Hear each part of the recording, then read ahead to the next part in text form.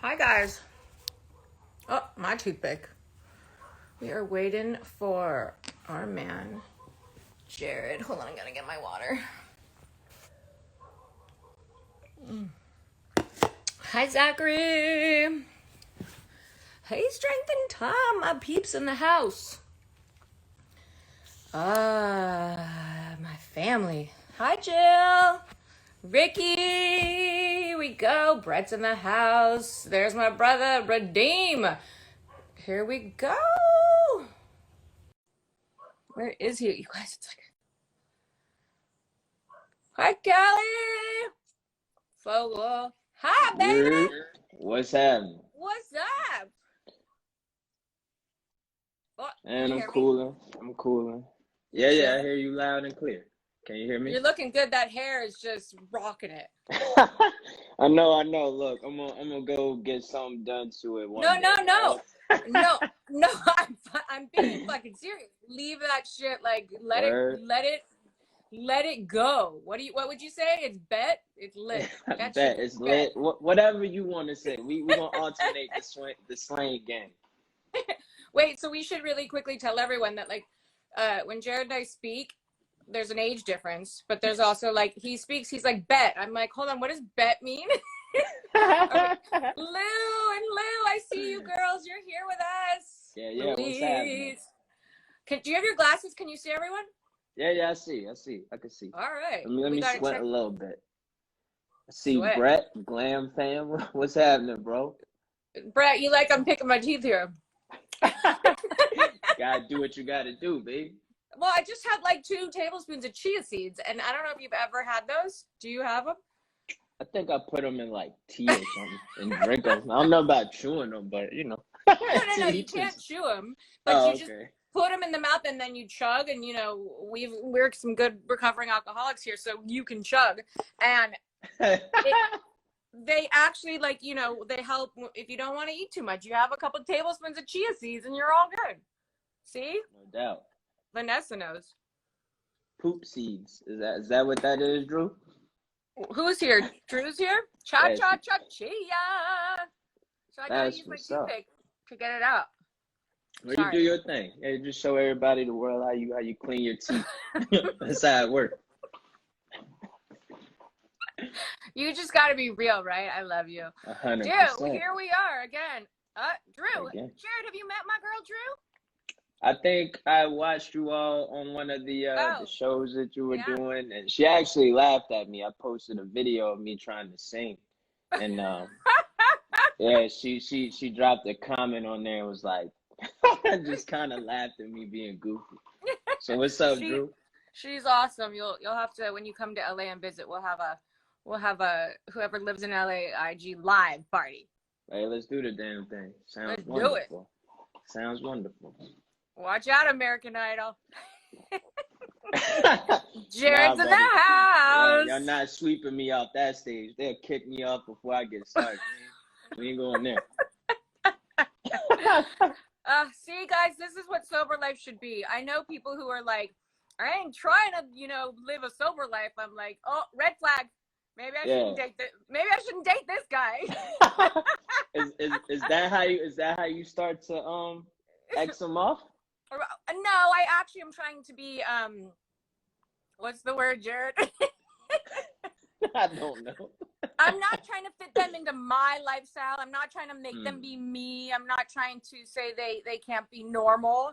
But when you're sober almost 9 years and someone's like, I'm not trying to live a sober lifestyle, you kind of are like, even though that's a joke, is that really a joke? You want my opinion, or you just asking? Oh shit! No. Wait. Why don't we pick up this conversation next week so I can tell you? I don't know. To be honest. Oh shit! I don't know. There you go. Let's talk about the perfect segue. I'm waiting. Let's hear it. What's going on? Oh, we're talking So guys, today, we were talking in the morning, and Jarrod really, hi mom, and Jarrod, Louise. Yeah, it's funny. Hold on. So Jarrod gets my creative brain going. And I had 1 cup of coffee, was going to the doctor, and I said, I got to have a few more cups and I'll get back to you. And then all of a sudden we're done. And I was like, oh my God, Jarrod, I just had a thought, right? I don't know on your end what it sounded like, but I know how I was feeling. So, I mean, I'd actually like to hear what it sounded like on your end. Eric, thank you. It sounded like blah, blah, blah, blah, blah. And then I caught it. And then I re-listened, right? And then I went back and I'm like, oh, all right. I think she said, I don't know. And then I re-listened again and I heard the piece about the book and how saying the phrase, I don't know, is actually powerful. And so I did my Googles. And then I started thinking, I'm like, man, like I've never thought about that being a powerful phrase. So it started to intrigue me and I was really interested in how we could carry this conversation. And, you know, I add value where needed. To everything. To everything. Come on. And so I was just like, it's an idea. And he's like, wow, that is powerful. And of course, you guys, you know, I aged myself because I took him back. I said, I don't know if you've seen Fast Times at Ridgmont High. Nothing. Oh, no. shit. Oh, shit. I aged myself. And by the way, you're missing one of the best movies ever. So Spicoli walks into the classroom and Mr. Hand goes, you're late. And he's like, and he's a surfer with long blonde hair like mine. He's like, oh, I'm sorry. And he's like, well, why are you late? Why are you late? You know? And I wish I could do the accents, but I can't. And he goes, I don't know. And the class all look at him. See, Susie, there's my best friend Susie's on here. And the class and Angelique, the class looks at him and they're like, oh God, this fucking tool, you know? And I'm like, oh, he's so rad. And he's so honest and pure in that moment. Like he's almost dumb, but he's not. He didn't have an answer for the teacher. He's like, I don't know why I'm late. And he goes, you know what? Have a seat, you know? And it was so like profoundly simple, funny. And yet if you really go a step further and think about it, why do you have to give an answer for something you don't know? This is true. So here we are always, or let me speak for myself or what I feel sometimes in the perception of others. Don't give me an answer if you don't, I don't need an answer. Say, I don't know. Or even, right. I don't know, Jarrod, like, I don't know. And you'll be like, okay, well, maybe you offer a solution. Or maybe you're like, wow, she doesn't know. That's kind of really cool. So I'm in acceptance of, let's find the magic. Let's come up with a conclusion. Let's go search. Back in the day, we'd go to the library, right? Oh man. Oh, it's so funny, but it's so true. I don't know. See, actually, we're gonna walk around you guys now, and we're gonna own, or we're gonna try to accept when we don't know something, instead of sort of putting that pressure and chime in whenever you want, putting that pressure on ourselves or others, or you have to tell me something because I have to know. I have to know this. I have to know where I'm going. I have to know what time I have to be there. I have to know, what next week 4:00 on Friday is gonna look like. Shut the fuck up. I don't know. You just gotta live. So originally when you said it, I started thinking, I'm like, man, I don't know is one of those phrases that if it's coming from the kids, I get irritated. So it's like, man, why didn't you take out the trash? I don't know. Like, bro, what do you mean? Like, what do you mean I don't know? Like, you do this, the trash got to go down every Wednesday. You telling me you don't know? So that's how at first, like, service-based. And then I was like, damn, that's powerful, because from a recovery standpoint, and I know you probably can resonate with this. I remember my first day of starting my sober journey, right? And those thoughts start hitting you like, well, what am I going to do? I don't know. Like, what does life look like over here? I don't know. Like, who can I talk to? I don't know. And you feel me? Like, me not knowing, I realized, it's okay, right? All I got to do is wake up tomorrow and kind of just, first off, not use, not drink, and everything else, like this big scramble, this hole that I dug myself, like I slowly start putting the dirt back in it and climbing my way out. And do you think, well, we can't go back, it doesn't matter. A couple of things you said about the kids saying, I don't know. I think maybe there's the moment where we as parents or our parents or teachers had taught us, like, what do you mean you don't know? Right. You know, like, you're supposed to know everything. So in that unknowing of your day-to-day lifestyle from your past to your now, and you don't know your future because you're changing it, you can be in acceptance of this beautiful unaware awareness of, I don't know. 100%. 100%. Like, it's really, you know, and I offer and invite everyone to really think about what that means to you. And by all means, post on Redeem Yourself, and we'll start sharing it. Because, you know, Jarrod, when I said that to you earlier, I never really thought about 8.5, 9 years ago, like that first year, how fucking hard it was, and how, but beautiful that every day I didn't know. And every day was a new adventure. And all I had to do was stay sober for that day. 100%. And that's the key, because still to this day, I think it's unintelligent to feel like I have all the answers, right? I should always be seeking to grow and learn and figure something out. So it's a lot of shit I still don't know. Like, it's a lot of things that I can say and I don't know. But my next phrase, like you said, I don't go to the library now. You know, I might pick up my phone or get the iPad out. Like, you know, I'll figure it out. Like, I'll start to learn something. So it's cool. It's cool to look at it from that perspective, because I truly and honestly had never thought about it like that. It was kind of a trigger to be like, yo, what the hell do you mean you don't know? Like, help me understand how you don't know. Right. And then instead of taking it like, oh, wait, this person doesn't know, that's kind of awesome, you're like, you almost are like, what? Like, this is, you change the conversation. It turns into, what do you, okay, you need to check yourself. And instead of the curiosity about you not knowing, okay, they really don't, they don't know. Like, that's kind of beautiful. What can I, like you always say, you're of service. How can I be of service in this situation to that they don't know? You know, imagine if a doctor walked in the room and here you are like, doc, I'm this, that, and the other. And yet they went to school for everything. And they're like, well, I don't know. Yo, send me somebody else. Right. Like, I need second opinion. Get the hell out of here. And that's where I think first, second, third opinions come in handy, because to be quite fucking honest, they don't know some of the time. Straight up. And why can't they say it? Because they paid hundreds of thousands of dollars for an education that they think they know everything, but we don't. Yeah, it's an educated guess. They give you, what is it, a hypothesis or something? But it did, right? Listening to you talk again, it reminded me of something my grandfather taught me when I was young. So again, now this is opening me up, right? And he was like, you wanna see a fool? A fool is the man that gets angry at the man who doesn't know. And that's how he would operate his business. So he really was talking to me. I was fresh out of jail. I couldn't find a job here. And he did real estate down in Florida. So of course, as a addict, you try to run from your problems, realizing I am my problem. So I moved to Florida to gain some skills, right? And I started laying tile, and I'll never do that shit again. That's for one. But you know how to do it. I know how to, I know how to do it, and I'm grateful for it. But oh my God, I was sore for like 3 days because his house was like 6 bedrooms and all of it was tile. So it was just a lot of up, down, up, down, up, down. But I didn't know what the hell I was doing. So my grandfather's I think Korean War veteran, man. Really? And that was before they really addressed like PTSD. So a lot of his talking comes off as aggression, right? But what he was the master, so you understand, what he is the master at is getting the best out of everybody that works under him.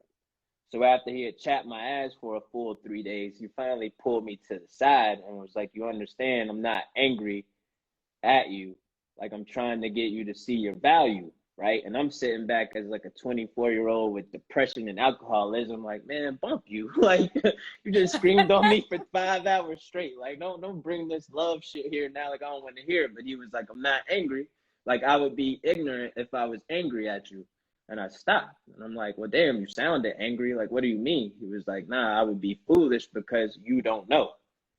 And I was like, well, damn. like that made so much sense. So yeah. so much sense. That's my spill. That's my TED Talk. I love it. Keep going, because this came completely for us guys out of the blue. Yeah, and that's what most of our podcasts would be on Thursdays or Fridays. Thursdays probably. We'll work the schedule out. Yeah. I mean, I'll tell you why I think, and we can talk about that. But it really is just we don't set things up. We find that if we show up and we kind of let the magic happen, it appears. And if we obviously, you kind of just are in acceptance with, you know what, I don't really have a plan, but I do know that if I show up and I show up with Jarrod and we are discussing and he's my soul brother, that the way we resonate, something's gonna come for us all. They're saying stuff, and I got sexy hair. Thank you. Do you know what? Do I know what? No, I don't know what. No, Ian doesn't know either. Ian doesn't know either. We all don't know. Jill, you don't know. Jill, you don't know. I'm kidding. I love you, Jill. But no, you don't know. And you know what? So that's interesting, because being present, and like, again, I'm going to show you what I'm looking at, because I do that to you all the time. Wonderful. Right? It's like a hurricane here, so I ain't gonna flip my shit around. Is it? It's supposed to be. It ain't really raining or nothing too tough right now. Oh. Yeah, I mean, but how beautiful. Like, oh, Ian, you're so, oh, I see. Ian just tuned in and he's sorry he's so lost. So Ian, you know what? We should probably, Bonner, I don't know. So everyone's, Bonner and I went to boarding school together in 11th grade. Yeah. Oh my God, Bonner, I found a picture of you and I that I'll post and share. Being present is present. So I was talking about being present. So when you say, sort of when you're in that place of I don't know, right? Of just amazement, curiosity, there's no hard answer. Nah. Right? It's just there. It's in limbo. Right. So that to me would be almost the same as being present. Ooh, flame. I like that. Because you can't, if you grasp something that's here but not here the next moment, you're neither here or there. But when you don't know, you're in that moment, right? Yeah, for sure. And then when you grasp it, you're in the next moment, and then you let go to be, I don't know. Yeah. What? You could say it. You could say it an awfully lot of ways, because it's a continuation. Because once you figure it out, it's like, damn, well, what's next? I don't know. Right. And it kind of is just, it is that continuation. It's so, it's really powerful. And the leading with love, and imagine leading with love within that statement.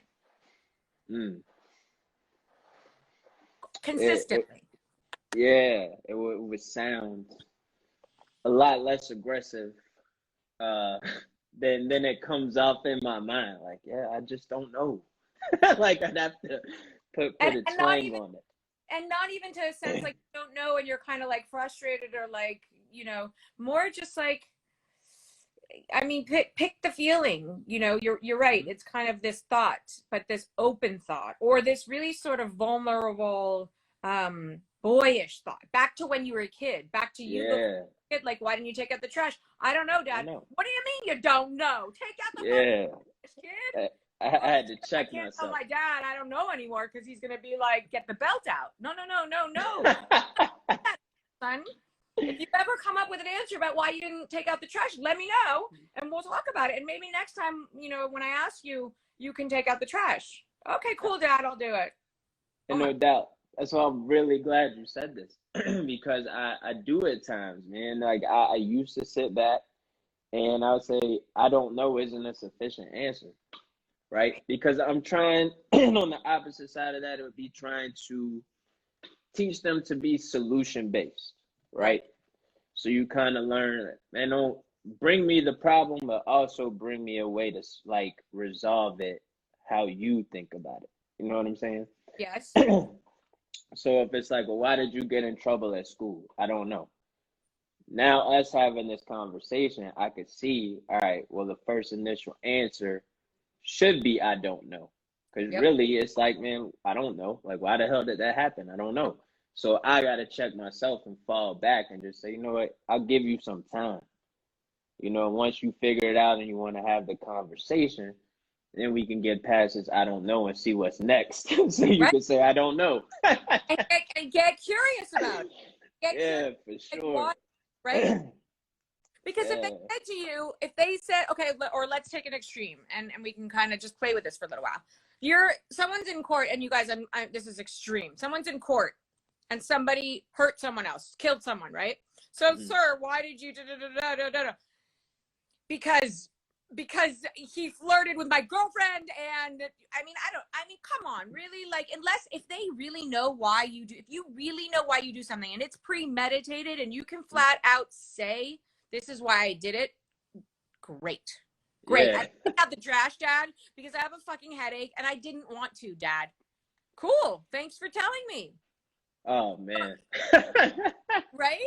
Like, yeah, no doubt. No doubt. And then the power of someone being like, I honestly, I don't know why I did that.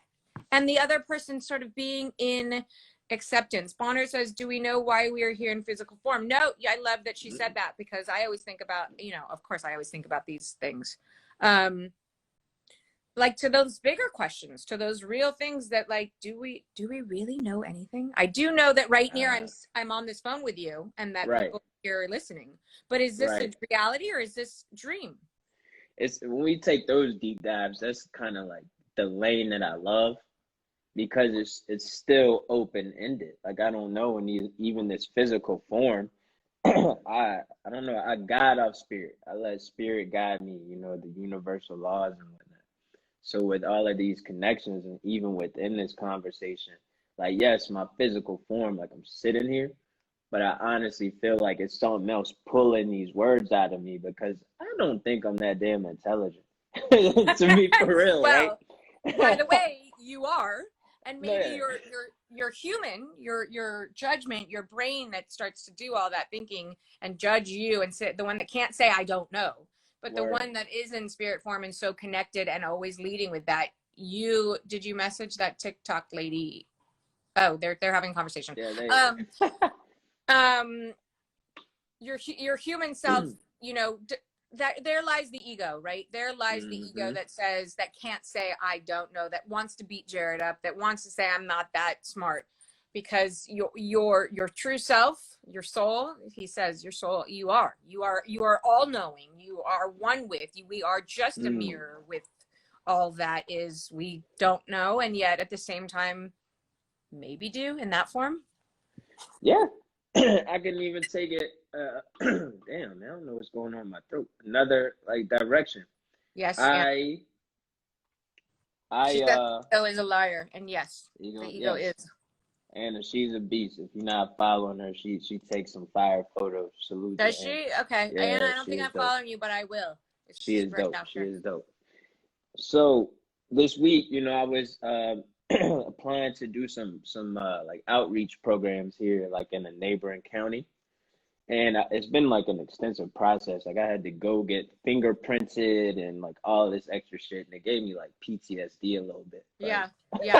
Triggers. Like, yeah, right. Yeah. So I'm like, damn, like, do I really have to go through all of this? But it's for the greater good, like my mission is to impact people and help them along the way.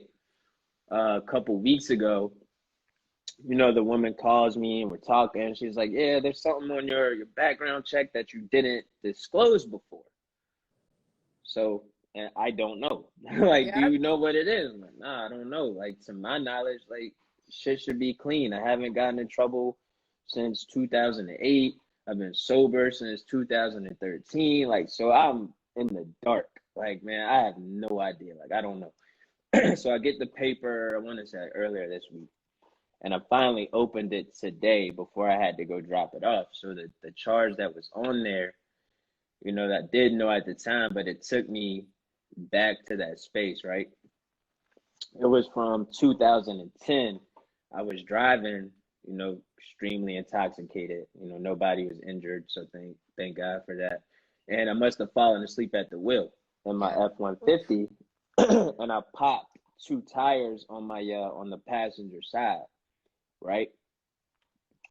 Knowing I was too far from home to make it, I did what I guess semi-smart thinking drunk would do, and I just pulled into a big-ass parking lot and went to sleep. I did not know that this parking lot was like the popping spot the next morning for breakfast and like, just people everywhere. I was unaware. But I woke up and, it was like an ambulance, a fire truck, 2 cop cars, and the cops were beating on my window. So, I hop out the car. Of course, they're like, where you driving? I'm like, I started looking around like, yo, hell no. Like, somebody dropped me off. I don't know where he ran off to. Like, I'm not. And he was like, I don't know how I got here. Yeah, pretty much. I was like, nope. I was like with it enough to know, like, nah, that's a DUI the second I say, like, I was driving or whatever. Right. So they took me in, and to reel all of that in, that I don't know piece, when she called me, I got like mad nervous because it was almost like getting called to the principal office to get released early, and the whole time like, well, damn, what did I do wrong? Like, what's going on? Because I didn't know. Like, Steph even asked, like, what'd you do? I'm like, I didn't do shit. like, I've been an upstanding tax-paying citizen. Like, I got nothing. So once I saw it, I was relieved that was the moment. And then I also found a lot of peace within, like, reading that, that background report, because all of that stuff that I was into, the felony charges for distribution and all this shit was so long ago, and I'm no longer that person. Yeah. Yeah. Like, hindsight's still 2020. In the moment, I didn't know why I was doing any of that shit. Like, it was insane, like pure insanity. And I'm just happy that, like, it's all behind me. You know what I'm saying? And yeah, thank God, and thank God you're safe. For sure. I'm doing my podcast with Jarrod, boo. Hey. He says hi. Oh, everyone's gonna start saying hi. I mean, thank God that you're that you're safe. We're on a live podcast. How are you feeling? Respect. I see you, Anna. Respect. Louise, you want to say hi respect. then? Yeah. No. Who's that? That's Jarrod. Hi. Hey, what's happening? What's going on? And everyone's on here. Say hi. I just got home. Word. Oh yeah, she got flashing the keys. She was she's flashing the car keys. Yeah, I saw it. Louise says hi, and everyone will say hi. So can I talk to you as soon as we're done? Yeah. Okay. Claire Steinfeld's coming over. Okay, I'll talk to you. I don't think we're going out. Okay. I love. Don't. You need to sleep. I love you. I'll come in when we're done. End up going. Okay, good. See, they're gonna go out. Everybody's saying hey. Hey, Liv. Everyone's saying hi. I'll talk to you as soon as I'm up. Okay. I had a good point too in my whole to that story, because it was. I mean, you also went back to the place where, like, holy shit, like that moment when you got out of the car and you were, everyone's saying hi. Everyone's saying hi. So cute. Hi, Court. Of like, okay, so looking back, how about this? Where would you be in acceptance of, like, it when the woman's coming at you, kind of like, hey, you didn't tell me something, and you really don't know. In that place, what I said to you, like, where Spicoli walked into the classroom and he's like, I don't know, and he totally was like cool in the moment, like, I don't know. I know I didn't do anything wrong, so fuck it. Like, I don't know.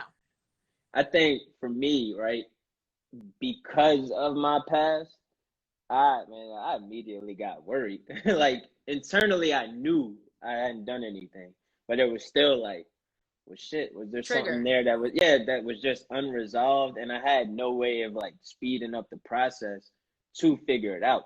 So when I said it, she was super understanding, man. This woman, like, she has been amazing at trying to get all this together, to push everything forward.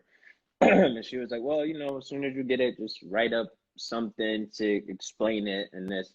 So once I got it, I just typed up a little thing and explained kind of just what I said. Yeah. So everything was solid. And A Crimper says, I can't remember your first name. Peaceful knowing it is the past. 100%. Which is true. So I guess if when you are talking about the past, like, I'm sort of like talking about this, this way of how we today in each moment, like. And look, it's part of, okay, usually we have these ideas of conversation and words, right? So when you do say, I don't notice someone, normally their response is going to be how yours is to the kids. Like, what? Defensive. Yeah. So aggressive, assertive, you know, well, let's figure it out. We're problem solvers. We're human. Our brain doesn't always have to work. What do you, right. You know, instead of really, you know, us collectively trying to change that moment of the beauty in the acceptance of, I don't know. Like, let's smile a little bit when I hear right? it. Let's ponder that beautiful thought and just sit here in silence of what that feels like. You know what I'm gonna do? I'm gonna ask my son when he come home tomorrow, and I'm gonna record him, and I'm gonna smile and say, "Oh man, it's so cool that you don't know," and I want to see what his reaction is, and I'm gonna upload it. And if I was gonna say, and then can you share it with all of us, because that's gonna be magical. Man. I will. And then I think it's going to be fun. I think, like, maybe, you know, if Steph's listening, or me and the kids, or if there's a moment where, you know, an I don't know is coming, or out of your mouth, or just catch it on tape, or somebody, or, you know, kind of see, I think we all should do that. We'll upload them on Redeem Yourself, because we can open the conversation to more, and then watching others and how they respond, or, you know, I think this is a cool challenge. Like, right? I am really looking forward to this. I think it's magical.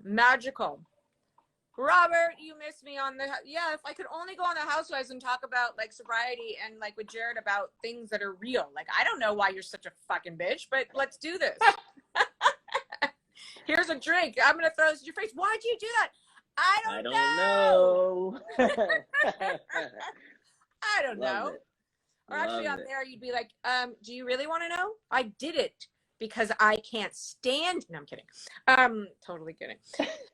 It's just, I love that. I'm sorry. Yo. You can laugh at me. Bonner laughs at me. You know, I'm realizing, see, I don't know, but I'm realizing more and more that I'm a little, like, happily nuts. Like, I like it. I am right there with you. I know, and that's why we resonate so well, because, I mean, what? Nothing has to come out that's like, that, which is interesting, and why we pay that forward. I can't read all that because I took off. But Justice for Eden. Steph said, I miss you on there, to be honest. Aw, thank you. Well, you have me and Jarrod now to watch us every week. It's kind of like the Housewives. It's the Redeem Yourself version. Jarrod, you are officially a housewife. Fam, I told you last time. I'm not. No. You are not. Free Eden. Free Eden. Free Britney. You got a campaign going on. Yeah, just like Britney. Britney, no doubt. Right? Yo, I heard, and a little bit here and there. I just know it's like a really crazy situation, and yes, free Britney. Free Britney. I mean, I love it, and she is sort of one of our, like, teen idol pop stars. I'm a little older than you, but, like, you kind of have to honor where she's at and what she's been through. Redeem yourself. Stay happy. 100%. You know, her dad needs to just back off. So from your point of view, right? Because I don't know everything. Break it down to me. You know, I don't know everything either. Like, maybe I could, but I do. Okay, this is my gut feeling, and I'm sure, you know, people on here know more than I do. And I don't know exactly why he's fighting for it. So I guess I would need that first. But I do know that she's worked her ass off. And 100%. I do know that she's, like, gone in and out of, you know, where we're at, and even in sanity and insanity. What are they saying? Britney. Jesse called Susie's son's on here. Say hi to Jarrod. Yo, what's happening? You know, Britney, I think she's sober. I think she's living a lifestyle of, not that unsober people don't, but just a different lifestyle of integrity and truth and honesty, and still wanting to work her ass off. And she said, you know what, I'm going to drop out of the music industry if this man, Jess says hi, if this man keeps taking all her money, and rightfully so. But what a shame, because she's such a talent. 100%. And so Britney was coming, I think I was in middle school. Like that's me aging myself, but I just remember that's when the pop music game like went crazy, and the NSYNC and the Backstreet Boys and everybody in the hall like, oh my God, it's Britney. So to like to see it now and like the little bit that I have seen is wow. And I don't think any human being should have somebody like taking control of them. Right? No, I agree. Jesse says free Brit. This is all BS. Britney Spears BS? BS Britney Spears or BS bullshit? I send my mom BS all the time. She's like, you mean Beverly Sassoon? Rightfully so. I mean, so, it's almost like, okay, so we go to this thing of we're so, it's interesting because now go with me here. So we have a name, we're born, right? We're identified. We're a man, we're a female, we're given a name, we're given a social security number. We are put in the box of education, which by the way needs to be changed. And we are then, someone's hurting you. We are then Yo, what's that? Dropped into a career or what we choose to do or our parents put us in. We are given beliefs only by others because we don't know any better. So all this is going on, right? And she's working and then your parent, your guardian, like, come on. You don't own me. You named me, you social security'd me, you put me through school. It's all control, exactly, Bonner. And so at what point does that nonsense end? At what point could Britney basically, and this probably will be the future, like she used to, shave her fucking head. She can't really change all that. You could change all that. She still would come out and sound and sing like Britney, but this man is still controlling this energy that he brought into the world. And that's all he did. You brought me into this world. Now back off. Right. And this is a little bit how I parent, good or bad. It just is the truth. And it was Deepak's daughter who wrote this book, and I read it once and it hit me so hard. And she said, you're here to bring them into the world and then basically open your hands and hold their hand. But that's it. You're done. Your job is done. And back in the day before we had, you're going to do this, you're going to do this, you're going to, all this stuff. It was like, run out in the streets, go into the village, find your way, meet new people, all these things. So, yeah, it's really horrifying where we're at now. And poor Britney. Like, I would wear a Free Britney sweatshirt all day long. And you and I maybe should put those up on our Redeem Yourself site and see, let's all fucking, free Britney. And I don't fucking know. I don't know, but free Britney. Free Britney. All right, I'm riding the wave then. Yeah, that control factor can do some damage, man. I mean, like, wow. I don't know what it's like from that aspect because I'm never, or I'll probably never be like a teen idol, what an icon. And you never know. Hey, look, nah, them days is gone. It's well, true, but I think okay, so hold on. There's our government is controlling us. That is why there's a huge shift. Bonner, I completely agree with you. And by the way, have any men ever put under concerns? Interesting. Paris and Nikki Hilton, Nicole Richie, Britney Spears, Christina Aguilera. I'm going to see Christina Aguilera, you guys, next Friday at the Bowl and the LA Philharmonic. Oh my God, I should go in a free Britney. I should go in a free Britney fucking hoodie. Raise what flow versus force. When we live in flow, there's no need for force or control. Yes, Lee. Free period. Thanks for us being aware. Thank you for us being aware. Hey, Jarrod Spears. Jarrod Spears. Hey, it's got a ring to it, fam. I'm gonna pull a hard pass. 80-40 and Jarrod Spears got it. Yo, relax. Yes. Seriously. I mean, honestly, that could be man. I would watch that band all day long. Jarrod I saw Spears? you in your car singing some 80s songs. Oh, man. I do my thing from time to time. You feel me? Like, at once upon a time, I did do music. So it's like. I love it. I don't know what era you were in because I was, a 70s baby. Hard pass. They're making fun of you. We need to focus more on the individual and sovereign body. Louise is laughing at us. I love that redeem yourself. It's not because it's funny because some people were like, well, I'm not sober. And I'm like, well, I don't care. That's up to you. Come hang out. Exactly. Trust me. We don't just talk about sobriety here. No. We are talking we're talking just to Jarrod wrote me song. What? I think she meant to put an A right there. Jarrod wrote me a song. You wrote her a song? Yeah, I wrote her a song. She's 1111. Wait, who is that? Is that your friend? That's Steph. Oh, Steph! I didn't know Yeah. your name was 1111. That's what she put for her. Where you get the needles in your face and that thing. Botox. Botox. Yes. Don't fuck around when it comes to Botox. Oh my God, send it, Steph. Hi, Steph. Oh my God. Okay, God, can I say? Can you Guys, say follow what? 1111. That's this beautiful man, Jarrod's wife, and we love her. She's just, yeah. Oh, love. Hi, Steph. I'll send it to you. Please send me that video. I want to see it. Vanessa, you have to come with me to see. Oh, there they are. We cannot talk about Britney without Jim. Oh, I can't go down that road. I don't even know how to go there. Oh, the mental break. I think we all have mental breaks. I know I do. And Jarrod gets to be on the other end of them. Oh my God, Jim. Down September. Pick up the pieces. But you do, and I'm there for you. Look at them. They're talking about who is your favorite? Oh, Robert loves the Housewives. Robert, we said, Jarrod and I said we were gonna do Redeem Yourself, make him suffer through a ROBH housewife week. You should record me live and see my reactions. Okay, but if we do that, Jarrod, you have to watch season 7 before we do that. All right, why? What season 7? The one I was on. Oh, see, I would have no idea. Word. Thank God, because fuck. But you have to watch it if we're gonna do it, because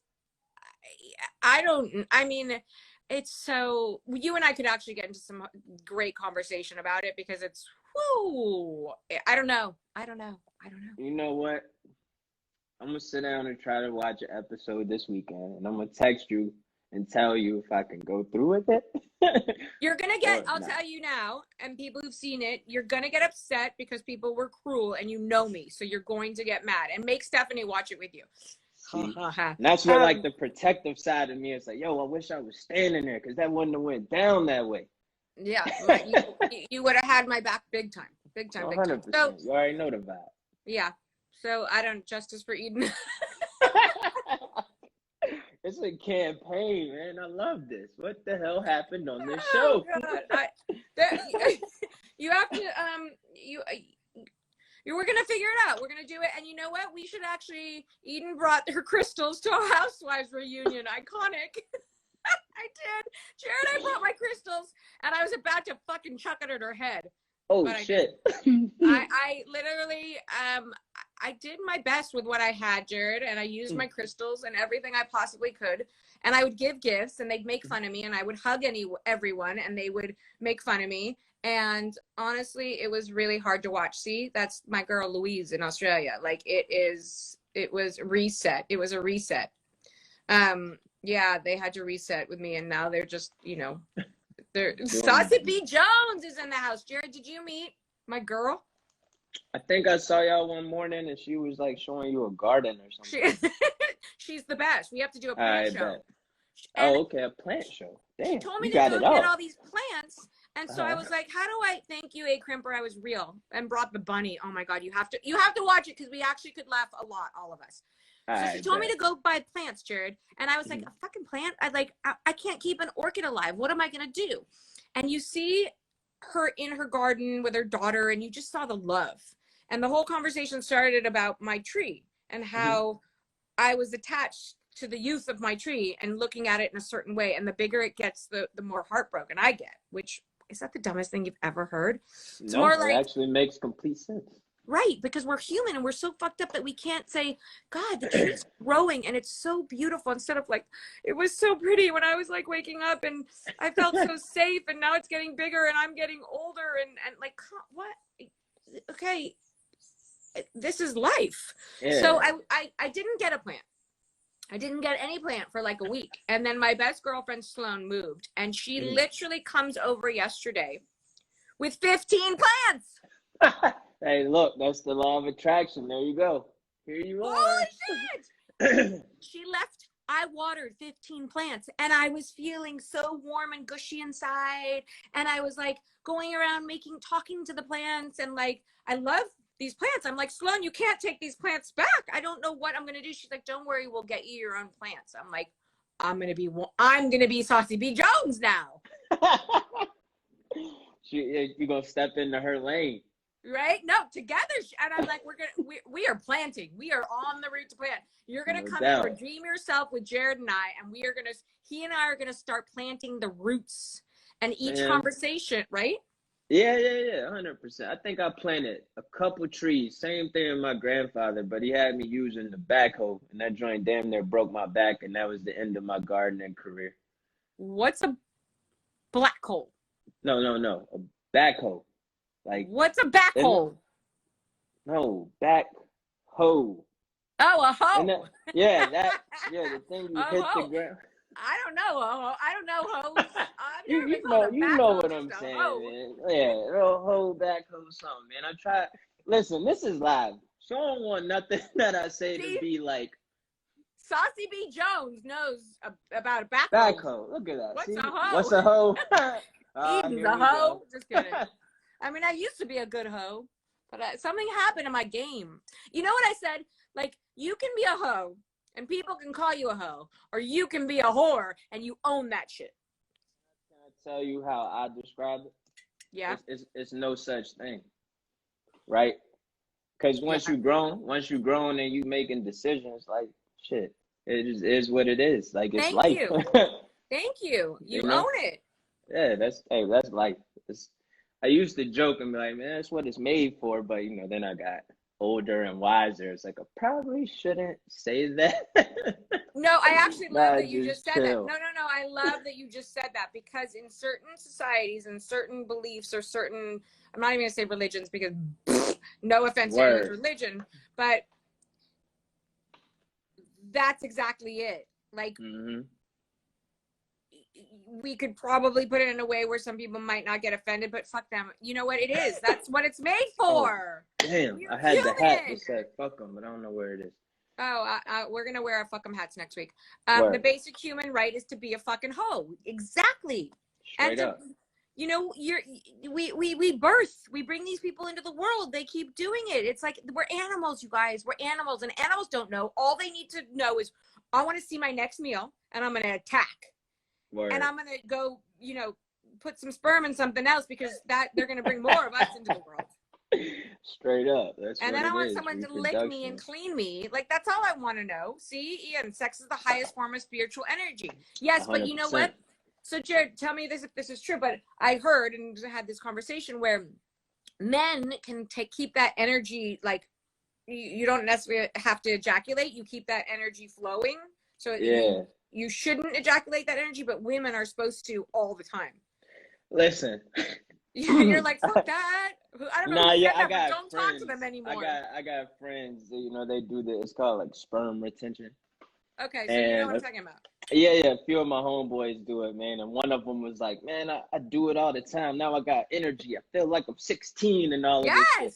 And while they're telling me, I'm like, bro, that shit sounds like the worst idea ever. Like, Jarrod, I think, Steph, sorry for saying this, but you might want to try this for like 6 weeks or something, because, but she's able to come all the time. But the root chakra, 100%. yes, it's a groin energy, and that's what feeds us.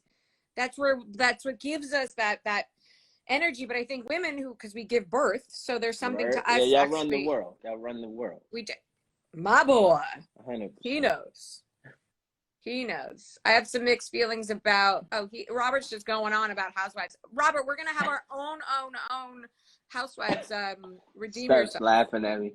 Yeah, I'm not at all. She's laughing at me about the organized relation. Oh, damn. I might try it after this live. Let me see. What you say, Steph? Where you at? I have my reasons. Oh my God, 6 weeks. She's dying. Steph, I love you. And you have to be like, Eden, I fucking hate you. Sex is the ultimate expression and connection with another soul. It's true. Yeah. 100%. Energy, man. Energy. Right. It's totally, that's a beautiful moment. And that's a beautiful moment of where can we go into that sexual moment with another human being in that space of leading with love and not knowing. Not knowing what exactly. I don't know. Look at that. Oh, See? yeah, I think so. It's been. Hey, I bet Steph, log off for a second. Like, just get off here. Steph, close your ears. It's been some times I think I've led spaces that I had no idea. Like, you know, it's life and love and things happen. And, hey. But I bet if you led with love and you went into that space all the time with I don't know, that would happen all the time. The more we know, the more we go into it think we knowing, the more ignorant we are, the more we try to control the situation, the less what we want happens. I mean, of course, in the end of it, it happens. But imagine the magic of going into that sexual space not knowing. And I think that's, all right, so in our relationship, right, me and Steph, since we talking about the sexual energy, right, every time we go into the business, I don't know shit. Like, the goal is there, like, you know, the woman got to go before me, and then me, and then, but that's all I know, right? I'm still trying to learn how to please her to the best of, you know, my ability each and every time. Love it. I mean, and that's, I don't know. Right, exactly. And what a beautiful, vulnerable place to be when we're in those moments together, right? And you get to come at her with that's funny, come at her with that. And then she gets to, it's like that dance of energies doing their dance, and no one knows they're kind of working together, but you don't really know where it's, I mean, whoa, this is helping me. Magical, because and then the more we think we know, the more fear we have going going beyond. Like, oh shit, it's not working. Like, I gotta try something new. You know what I'm saying? So I'm always trying to learn. But I listened to Tony Robbins one time, and he was talking about like breathing beforehand, like matching breaths with your partner. Yes. You know so like I was doing that shit a couple of times too, and it's all about growth, like across the spectrum, because I didn't know. It's okay. So this is a really powerful. It's not sexual, but it's about the breath and the when you like kiss someone, even if it's someone I'm attracted to, or a first, second, third date, whatever, and that like energy's there, right? And if I can tap out and be in that I don't know space and just open, and everything's sort of just open, and when the lips touch, and they're not like touching, but the lips are touching, and the breath, you almost take in their breath and you breathe it back, and you take in there, and you're just present in that soft moment of like, and you can stay there. Imagine if maybe you weren't at the car saying goodnight or making out in the back alley, or I don't know what, but holy shit, that breath. Yeah. That's actually how we got together. You know, I pulled up on her. Yeah, I pulled up on her, did my sweet talk, walked her to her car, and then did exactly what you described. And it was, I'm sure she got in the car, Steph, and you can answer, like, got in the car just like, what the fuck just happened? And actually, right, we laugh about it sometimes. She ducked off on me for like 2 or 3 days. So I was like, it's scary when you're thinking, wait, what, did I not kiss good enough? And I'm on the other side, like, man, shit, I'm Rico Suave. What I did wrong? You know, like, but fine, you know, she came and said, oh, I was sick. I had food poisoning. She says, actually, bring it, Steph, bring it. I'm putting my glasses on for this one. Oh, shit, here we go. Yep. Oh, yeah. Let me go get some popcorn. She about to heat it up. We need popcorn for this one. Yay! No doubt. Chef's on. Oh, both What's chefs. going on, everybody? See? I ghosted him. She said straight out. She fucking ghosted your ass. Man, it's cool. I don't hold nothing against her. Well, you know, I was still running these streets. She's got you now. Yeah, 100%. Yeah, like she ghosted you. She brought you back in. She's like, I'm gonna have his kid. She says, nah. Oh my god, I want to hang out with the two of you so bad. She got. She ghosted you because you had bad breath. And I might have, but I think I got a big ass pack of gum I used to walk around with, man. So bad breath was never my the forte. I had to be fresh. Cologne right, shoes right, you know. She said, "Ha, I was sick, but he was a little smooth." Told you, baby. I got it. Ooh. Yeah, I can imagine the two. I can totally imagine the two. Oh, my brother. Nah, that's the way. That's the way. How the hell do we even get here? Because we were just talking about we talk about everything. It just goes, right? Sleeping drunk in cars and Spicoli and sex, and Jarrod doesn't have bad breath. He's always waking up fresh. That's right. That's right. Yeah. I've been chewing gum since I came out the womb, man. Always Colgate, baby. I've been sucking that Altoid like you don't. Well, I'm from the first breath strip era, man. I used to walk the middle school halls with the strips. We didn't have strips in our time. We just had we had Trident. Okay, the Trident gum. Thought you were gonna say the metal Altoid case. No, we had Wrigley's, and the Altoids came out when I was when I was a kid, but not no. I dig it. You know what I mean. We got the era with the cool little dissolvable strips. And I think I'd kill a pack of those like they were nerds or something. So my breath was always fine. What strip? Wait, I'm trying to pick this phone. So sorry. Okay, what do you mean? What are they? Yeah, they're like little squares. So look, that man said chiclets. Nah, not chiclets. They were like Listerine strips, but they were for your breath, and you would just put them on your tongue, and they would dissolve. Yeah, like I've never did acid, and nor will I. But Oh yeah, hell no, I ain't do that. Like what acid is? Like maybe we could ask someone who knows. Like a tab of something that melts under your mouth or something. I believe that's what acid is, but you know what's so wild about like recovery, right? And being sober, it was certain drugs I would not touch, so I was semi self-aware in my drug use, right? Because I knew like certain shit I just didn't want to experience. Like, you know what I'm saying? Yeah, I know exactly what you're saying. I've never in my life touched a line of cocaine or put anything in my nose like that, ever. See, that was my lane, right? But, and this is even deeper, right? It was because of the allure of it. You know, when I watched a movie, one of my favorite movies was Scarface. With what? Was Scarface. Duh. So, all right, you know what? So I'm watching Scarface, and anytime you saw like alcohol or cocaine in the movie, it was always glorified. There was a party going on. It looked like everybody was having the best time, money, women, like stuff like that.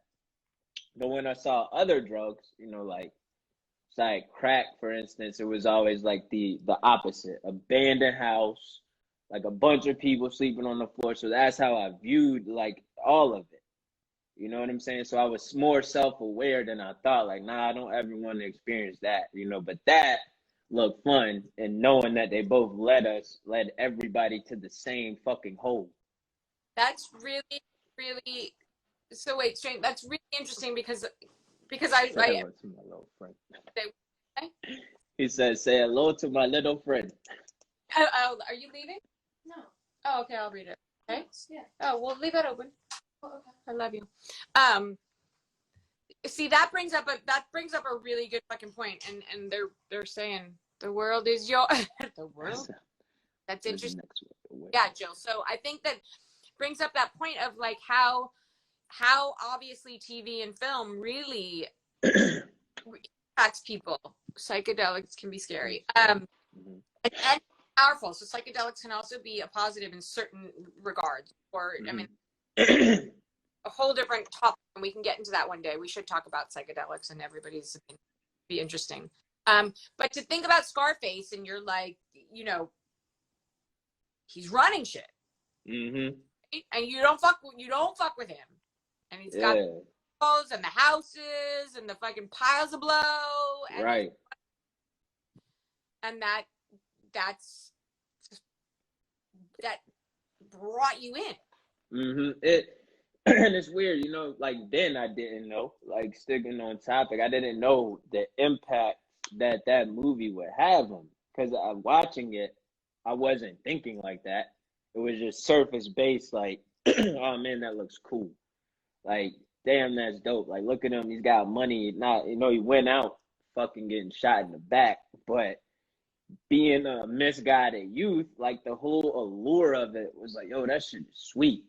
Like, if I got to go out, like anything, like this is how my crazy ass thought. Like, that's how I'm trying to go out, blazing, and somebody just taking me out. Life is over. I had a good run. So that was the allure. But when I watch TV shows, and my favorite TV show is The Wire, which is just built about like the crack epidemic in Baltimore, right? I don't like using terms like theme, so I just say addict. Like every addict that was portrayed on that TV show, like they were just always in the abandoned buildings, like scrapping aluminum, and I'm like, man, that's not that's not how I wanted to be. But I was still a dirtbag. Like, you know what I'm saying? I still was doing a bunch of foul things. I still wasn't living anywhere near what I was capable of doing. But and I want to see that change too. Like within culture, it would be really dope to see like films and TV series really go on, like, and just have them having a good time drinking water. Well, you know what I'm saying? Me too, and that's one thing I respect in such a weird way, and it's rare that I watch the Kardashians, but when I do, if you realize Kardashian, maybe once in a blue moon, and this is one thing it's the dumbest conversation, but I respect about her. She has this huge platform and hundreds of thousands of millions of people watching her, and you never see her but a blue moon drinking or drunk ever. And that to me, it gives her mad props. Forget all the rest 100%. of it. Right? 100%. Yeah. And the documentaries that are being made, maybe not necessarily, you're right, the way that they use alcohol for these shows, even Housewives, let's use that for an example because it's really close to home. It shouldn't be as okay to drink as much as they are drinking. Like we had, you didn't watch it. So we had a dinner. See, he's saying the little one night here where we were supposed to have dinner, but we didn't, and they knew that I was really healthy, and so we made shakes, protein shakes. And Rena was like, I don't think I've ever gone to some made smoothies for dinner and had the best time because we were just we were really having a good time. Odd. And then she's like, but does anyone have a Xanax? And I was like, oh, that sounds fun. We could she's like, let's put a Xanax in the smoothie. I'm like, cool. And it turned into this whole fucking, you can imagine. But had a good night just having smoothies and showing people, a different way of connecting. Yeah. Right. But the dollar's not there, right? So for right. the audience, the dollar's not in that space. And then obviously, you turn and see how much money the alcohol. Yeah, because they want the chaos and the drama that surrounds itself around that vibe. You know what I'm saying? Like, how dare you show something on TV positive with people not indulging in poison? Right. Whether it's food, certain drugs, alcohol, like you show that shit because that brings our government money. Yo, and on top of that, that keeps it sick. Yeah, it keeps it moving. So, marijuana is legal now, which, man, I got no problem with it. Like, cool, that's your thing. Like me, I don't smoke, I don't do nothing. Yeah. But last time I was in New York, they had these like ice cream trucks everywhere. And they were like, nah, they had weed. It was like all like edibles. I don't even know if you could buy weed at them. I never stopped at it, but the way they were decorated, you could see that they were catered towards youth because they were bright green and they had like candy names. Like, I got pictures of them on my phone because I was just so amazed. Like, damn, they really legalized this and then painted this to look like a childhood favorite standing around. So I know every little kid that walked by that was like, Mommy, Daddy, what's that? What's that? Can we go get one? Without them knowing. And there lies the brainwashing. There lies the parent, what do you mean you don't know why you didn't babysit, right? Yeah. Like, back around, like, what do you mean? Oh, I'm going to paint this popsicle that has marijuana and you're going to feel all fuzzy and whatever to be your favorite colors of the clown that we all like, there lies the beginning of the rest of your life. Right. It was some crazy shit. Like I couldn't believe it. Right. Besides the fact that everywhere you walk, like you gotta walk through clouds of smoke because they were just blowing weed everywhere. I'm like, oh my God, like what the hell is going on? Like, But that, yeah, it was fucking nuts. You step out the hotel and it was just like, yo, like God damn, man, y'all disperse. Like, give me some space to breathe. Shit. I gotta ask a question. Would you What's rather know that we're sober and everyone has their own definition for that, and that's sort of where, you know, deem yourself is we're both sober, but we don't just talk about that. But so would you rather have walk through fucking cigarette poison when everyone, even, you know, at AA meetings, like, oh, we're getting sober in here, we're clean up in our life, and we're gonna get outside during break, you're like yeah, chain smoking like a mug. Like, or would you rather have a plant that yes, sometimes, you know, depending on what it is, can fog and take you out of a certain, I don't know, that's a very fine line. And obviously if you deal with big book, it's Right. you don't, you're So sober. to answer that, I definitely rather have you like blowing weed smoke around than cigarette smoke. You know what I'm saying? Like I quit smoking weed way before I stopped drinking though. It was just a realization that I no longer needed it, right? Because my relationship with weed was like, I don't know if you know who Cat Williams is, but he's a comedian and he's had this funny ass thing, and it was like, I don't know why weed's illegal. The only side effects is hungry, happy, sleepy, right? And that's how it was for me. But it got to the point I would get so sleepy, like I just wouldn't do anything. So I'm like, all right, man, I'm done with this shit. So I probably have been sober from weed. If I've been sober from drinking and shit for 8 years, probably like 10 or 11. So you know what So is what's that up? we as addicts, it's not necessarily let's switch alcohol to food. Let's switch it to it's whatever. Yeah. Eat it because, you know, it's right. Every now and then, if someone can smoke weed, fucking smoke weed. Enjoy yourself. Happy and fucking tired. Yeah, and I tell you straight up, like I never wanted to tear nothing up. You know what I mean? So if that's your lane and you doing it safely and it's helping you mentally and you could still be, you know what I'm saying, like carrying on in the world, like I would much rather walk through individuals doing that because you're probably going to be calm.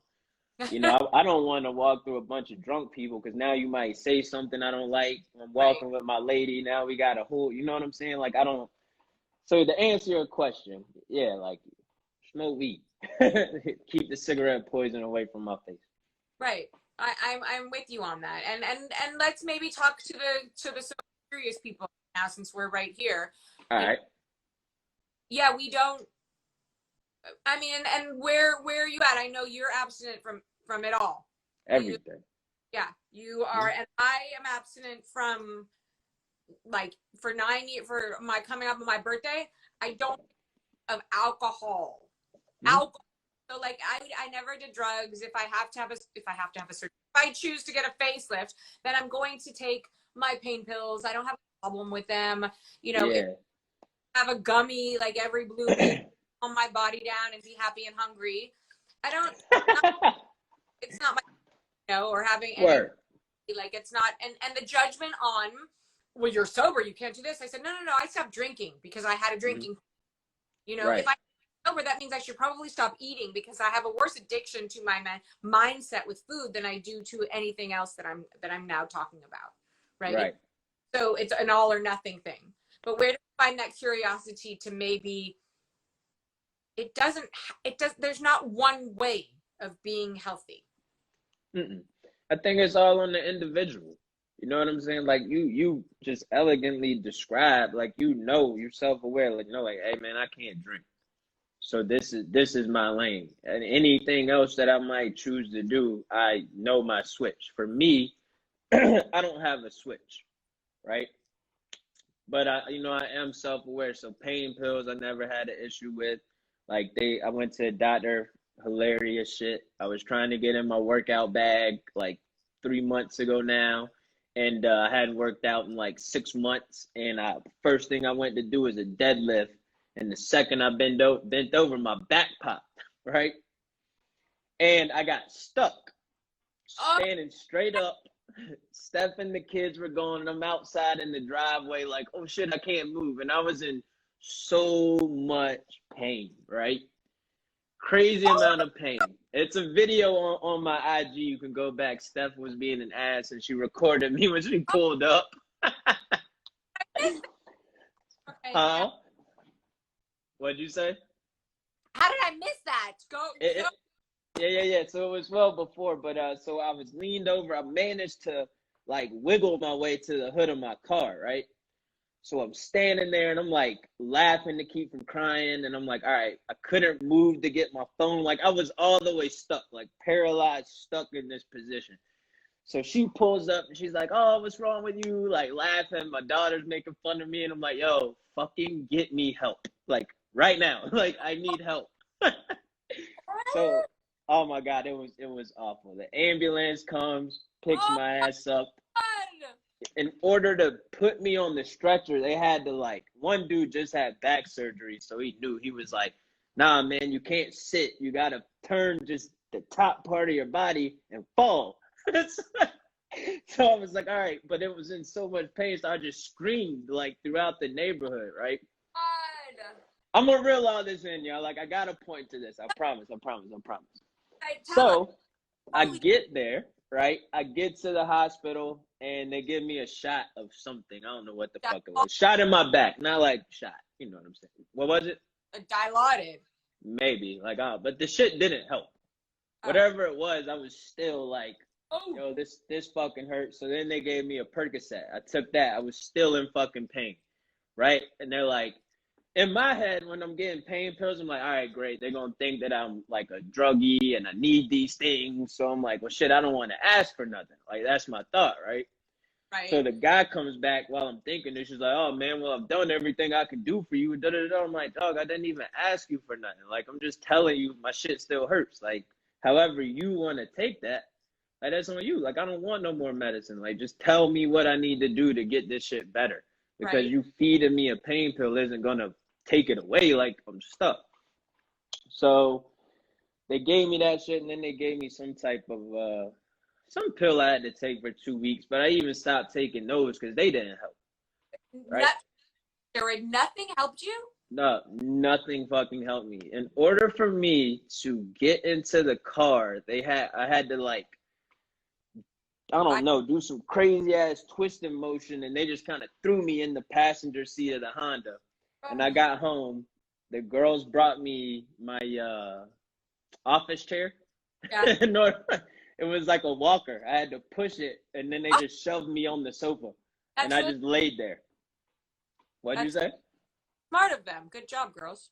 Yeah. My family definitely came together. Steph had to give me a bird bath because I couldn't move. She got the washcloth, wipe me down so I didn't smell too bad because I was stuck on the sofa. It was interesting times. Did she have to like bring you did you pee in a piss By pan? by the second day, I call it thugging it out, right? When you got to go through something where there's painful or hurt, I call it thugging it out. And that's what you do. You fight through it. So I would just thug it out and lean over on the office chair and roll to the bathroom and like lean against the wall and handle business and then go back and fall. But it was a crazy ass time. But you know, I say all that to say I was self-aware enough to know, like, shit, if I'm in pain, like, I know I'm not going to have an issue with these pills. Like, I'm not going to go craving these damn things because that wasn't my lane. So, yeah, give me that shit. And did he end up giving it to you? Were you able to, did they I didn't even ask. They gave me some, you know, like one of the lesser things. Right. But nothing took the pain away. So the only thing that I could do really was rest. So that's what I did. Like heating pad and rested. But there's a lot of comments there. So a lot of shit. My God Steph said, poor guy's married to a nurse, and I literally just laughed and told him to suck it up. Oh man. Yeah, but like fucking that muscle up with some Botox, bitch, right now. Maybe that would have stiffened me right up, yo. Listen, when you go watch the video, you'll see I was stuck. Thug it out. You know what? We're gonna make a hoodie that says "Thug it out." Yo, you know what? We got to. I think that's definitely the next wave. Thugging it out for sure. 100%. And I don't know, we're on to all of our designs. To be Yeah. back, lifetime commitment, stay blessed, stay sober, you all love. Love, love, love, love. So love. Gotta start a clothing brand now. Thug it out. 100%. That's right. We're going to get a lot of things in motion as these continue to grow. Free Brit and thug it out. Yeah, Brit going to start thugging it out soon if her pops don't let her out. I love that. But okay, so but about the sober curious, you know, you're right. It's up to the individual. It's up to, because sometimes I feel, and granted I haven't had a sip of alcohol in so long, but it's like you get this time, and I love that. And there is strength in time. There is, if you have to read those comments, read them while I'm talking out loud, whatever, just shut me up. I got it recording. I got it. We'll be good. Just sort of like, look, my sister OD'd. She was a drug addict, alcoholic. You know, she shouldn't have had anything in her system. Like, I get it. You know, she didn't know how, you know, I know how to not drink. And sometimes, like, if my stomach issues or the physical issues that I have, does it relate to food or sugar? Do I not know how to, you know, the same idea as like all or nothing. It's almost harder when you want that food or you crave this sugar. Sugar is just as bad as any of the substances, if not worse, that we're talking about. Right. I think. And yet our society feeds us that, and you could consider that we're all fucking drugs. If you eat sugar, guess what? You're an addict. 100%. That's what it's catered to get you hooked. Right. And they make money off of it, and they keep us sick. So where do we have this conversation? Where do you drive the line? Oh, you're an alcoholic because your mood changes. Well, guess what? When you're a sugar addict, your mood changes. And you're going, shoop, and you're coming right back down hard. You know, I mean, like, right. What is it that you know, society says, oh, the big book or this and that, and like, no alcohol, no this.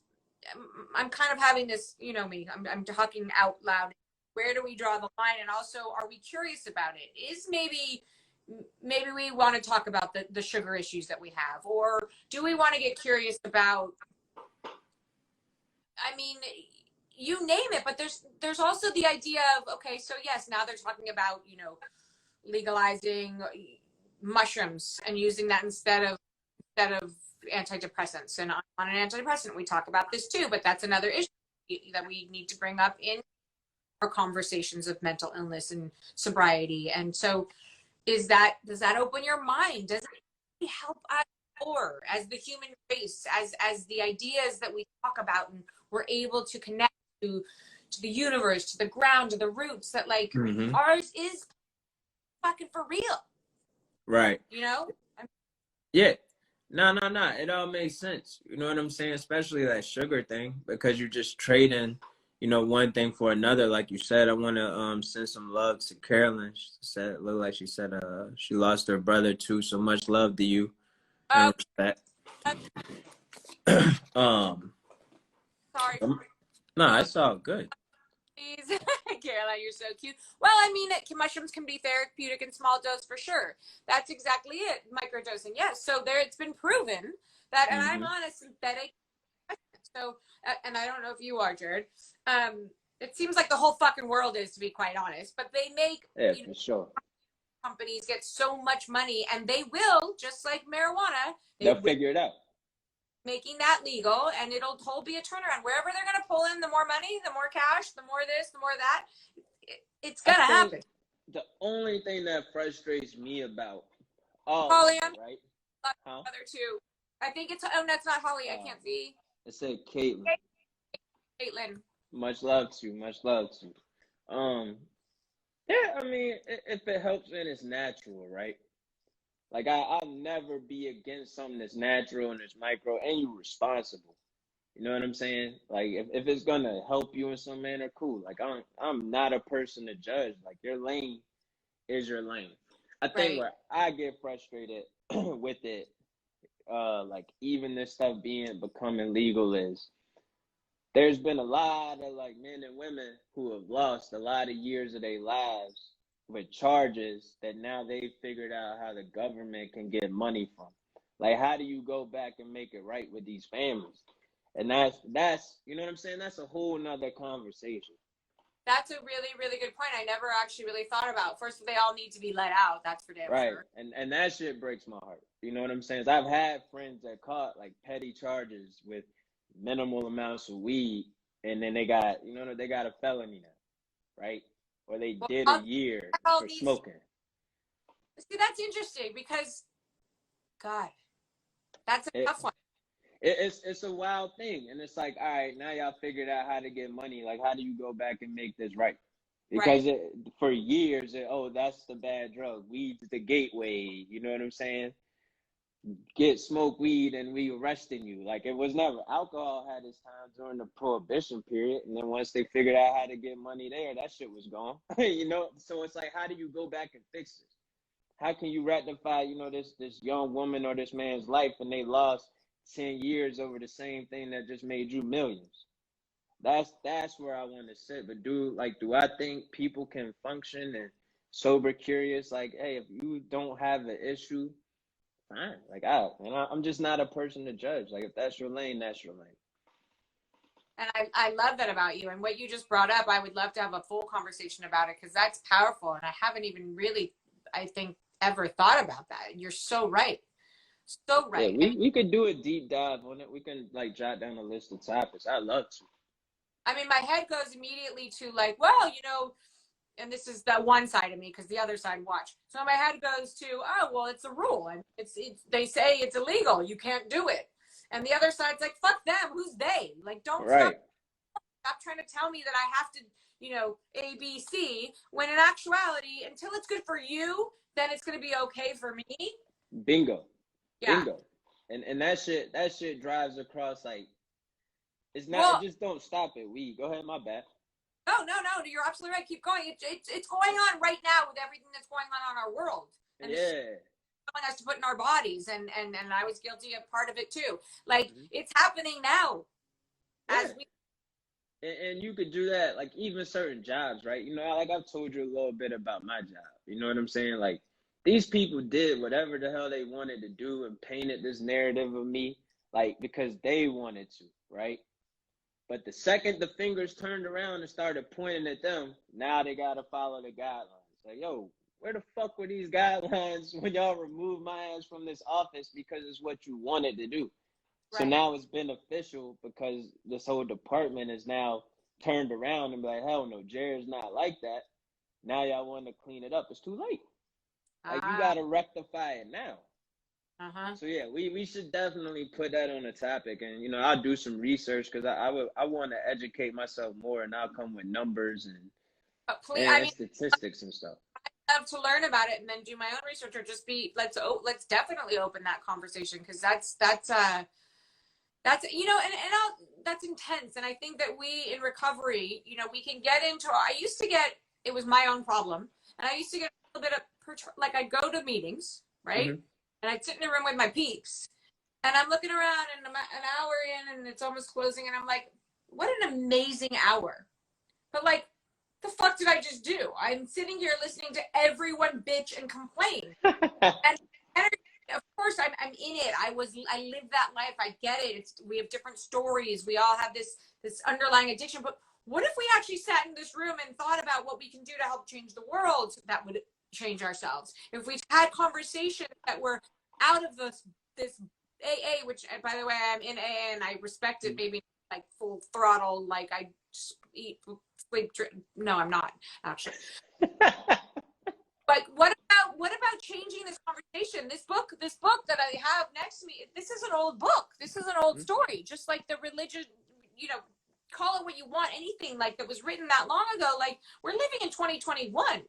Everything is different. So how do you change some of the things that work, but bring up, hey, like, it should be energy that's positive, that's flowing, that, like, you're not just, I don't know, and I'm not about to rewrite AA, but the idea of being present in it, and not always, I know we have to go back to our past. So I guess that where I came from is by you and I talking about things that are bigger than us and other people, and maybe ideas that, like, hey, this is legal now, but this guy just lost 15 years of his life.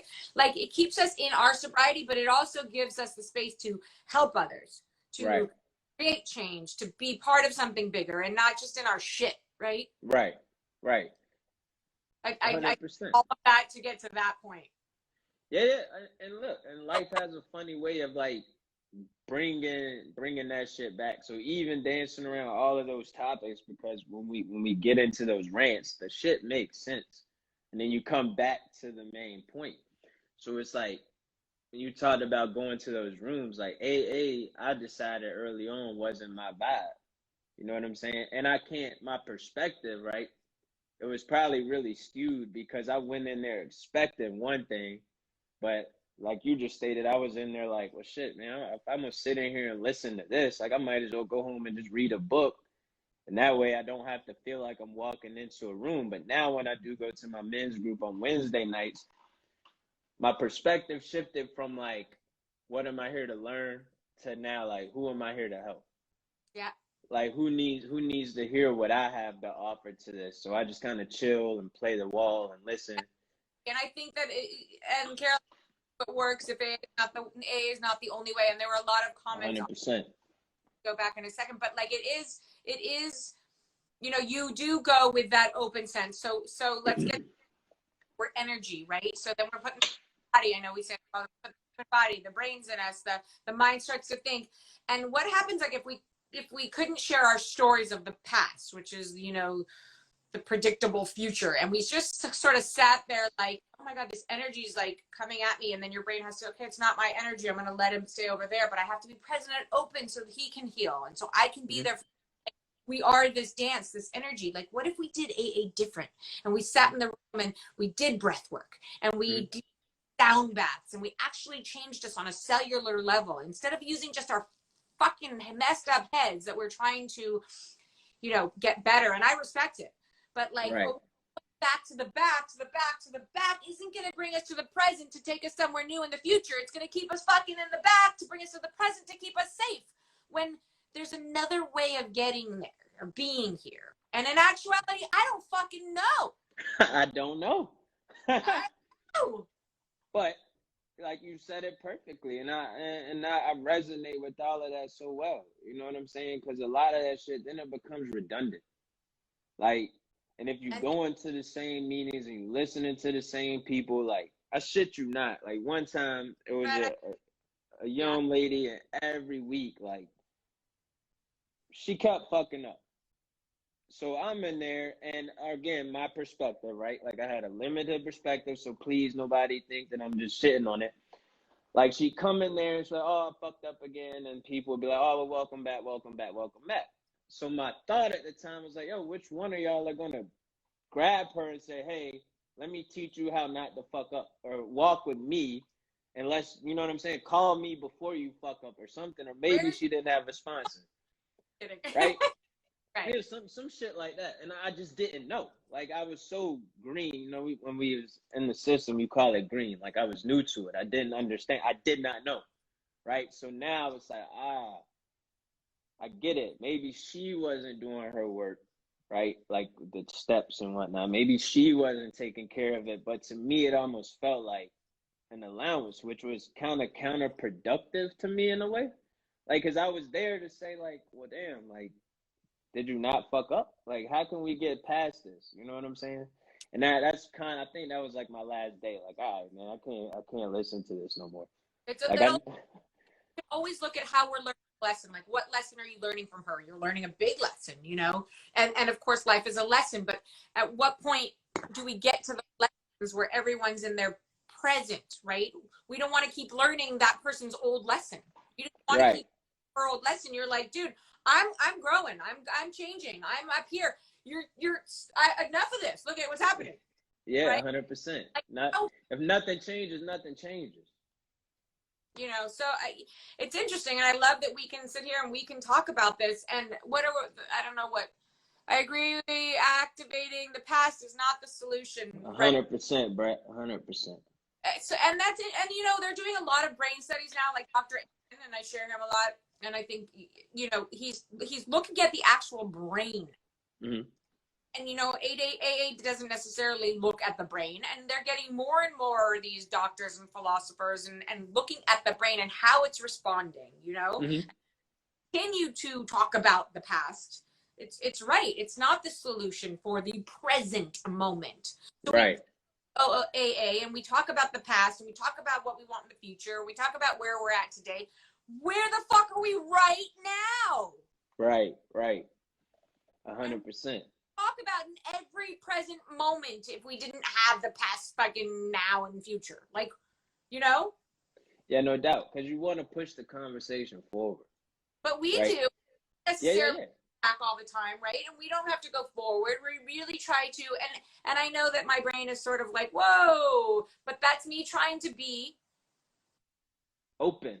You know here. what you're doing? Yeah, you thinking, you present in the moment, and it's adding something new. Like, and I've had those same feelings. Like, all right, what am I personally missing in this space?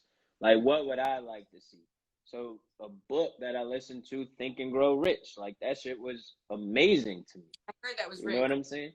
Oh Yeah. man, it was an amazing book. Like, to think, like, what a fucking concept. Write my goals down and really gain a sense of purpose. And maybe, just maybe, if I woke up every day and attacked this list, like, I could start to obtain some of these things. You know what I'm saying? And it was little shit like that. So with us even talking about book studies, like, that's the lane that I would gravitate to, because then I feel like we all resonate on the same plane that brought us here, which is recovery. But now we also growing together in a different light and learning. I agree, and I think, and again, we are, you guys are going to get to the book club. We're getting through it, and we could give, you know, start out with like, okay, let's all get through the first chapter by next Thursday, or maybe we'll do the book club on a different day. But okay. I think starting with this book would be really amazing for us all. I know, and could open many more conversations. What were you looking at? It taking inventory. It's designed to see patterns. It doesn't need to take a week or more. 100%. Yes. You mean like take a lifetime of every day, which when you take inventory, but then get into your present inventory, right? Get into where how am I feeling right now? And that moment is like this. Has rapidly. It definitely has purpose. And yo, Brett, I love that you say that, man. You always so full of gems, dog. I'm gonna have to start calling you once a week for my fix, so you can just break this shit down to me. Because through all of my pain, ironically enough, I ended up finding purpose. So as far as my shaded ass past, like, I don't ever really pull from it. I just know it's there, but I use it to empower me. You know what I'm saying? If I learn nothing else from my life, I could tell you exactly what I don't want. You know what I'm saying? That is very, very, very, very, very powerful. Yeah, listen, I could write down to the T, like Think and Grow Rich. It has you describe your goals, exactly what you want to the T, right?